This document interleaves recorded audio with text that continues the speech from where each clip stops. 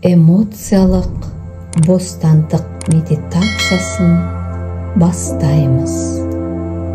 Бұл сеанс сізді эмоциялық ауыртпалықтан арылуға және де белгілі бір себептерден өміріңізде пайда болған келеңсіз жағдайларды қайта-қайта еске алып, ауырсыну сезімдерден босатады.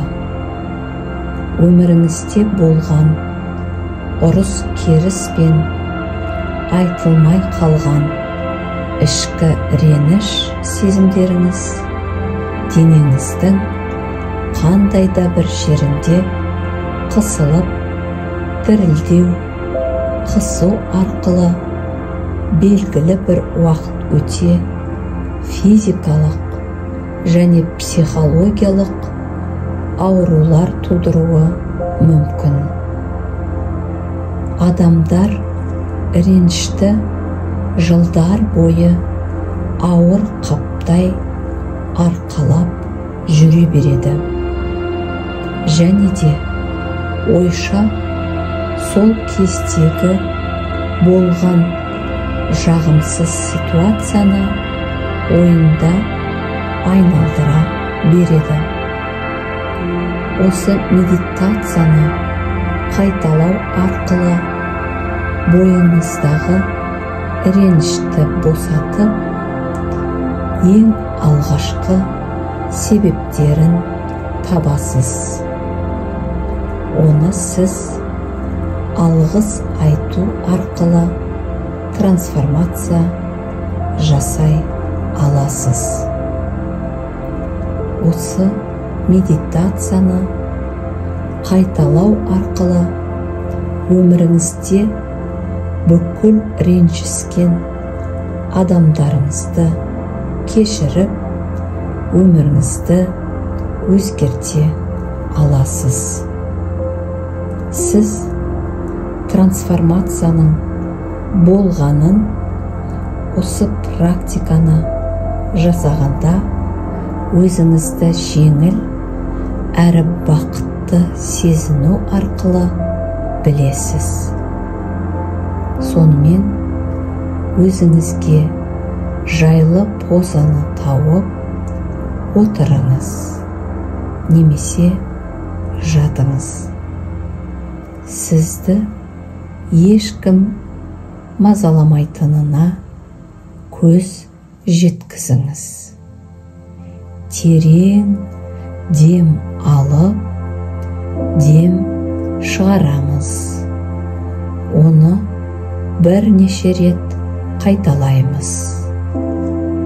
Денеңізге мән беріңіз.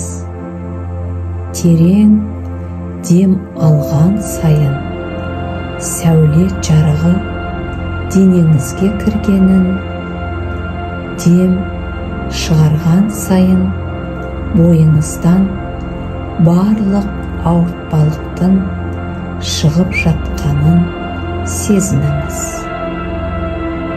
Әр дем алған сайын сәуле жарығын ішіңізге толтырып, дем шығарған сайын денеңіз босап жатыр.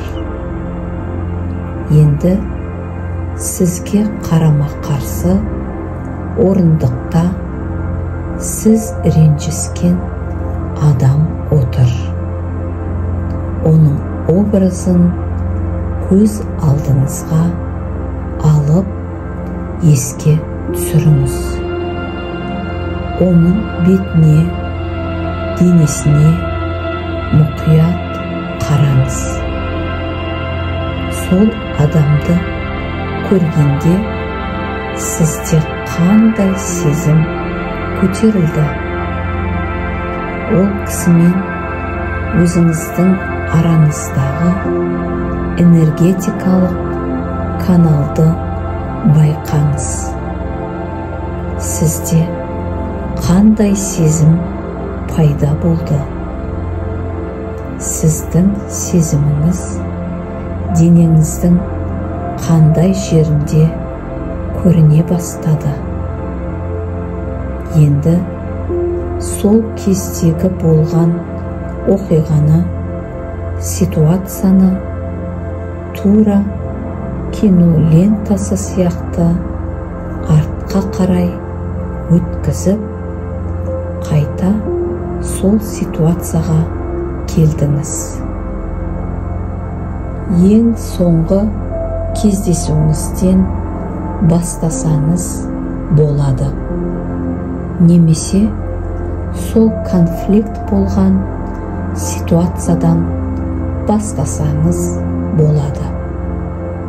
Сол оқиғаны кері айналдырыңыз. Егер сіздің жадыңызда ауыр моменттер пайда болса, жай ғана бақылаңыз. Сіздің денеңіз реакция беруі мүмкін. Жай ғана бақылаңыз. Есіңізге түсіріп, ішіңізге одан да терең сүңгіңіз. Өткен өміріңіздің естелігін жаймен бақылаңыз. Сол моментті еске түсіріңіз. Әрбір затты, қандай күн немесе түн, қандай ауа райы болды, үстіңізде не болды, қандай киім кидіңіз. Енді дәл сол кезде сіздің сезіміңіздің зардап шеккен моментін есіңізге алыңыз. Сіз біреудің шекарасын бұздыңыз, немесе өз шекараңызды бұзуға рұқсат бердіңіз. Мойындаңыз, бұл келеңсіздік сіздің өміріңізде неге орын алды? Мүмкін сол моментте өзіңізге немесе ол кісіге мұқият болмадыңыз. Мүмкін сіз осы ситуацияның қалай пайда болғанын байқамай қалдыңыз. Бұл ситуацияның пайда болуына не себеп болды? Бұл жағдайдың болғанына ешкімде кінәлі емес. Бұл ситуацияға басқа көз қараспен қарап, Алланың осы ситуация арқылы сізге не үйреткісі келгенін ойланыңыз. Бұның артында Алланың берер үлкен сыйы бар. Сол сыйды сүйіспеншілікпен қабыл алыңыз. Бұдан былай өміріңізде дұшпан көрген әрбір адамды ең жақсы сабақ беруші досым деп санаңыз. Енді сол адамды тағы да қарама қарсы қойып, көзіне тік қараңыз. Оның көзіне мұқият қараңыз. Екеуіңіздің араңыздағы энергиялық жіптің жарқырай бастағанын көріп тұрсыз. Сол жарық денеңіздегі барлық напряжениені, ауыртпашылықты ерітіп жібітуде. Оған күлімдеп қараңыз. Мойындаңыз, сіздің алдыңыздағы сабақ беруші адам. Енді ол кісіге алғысыңызды айтыңыз.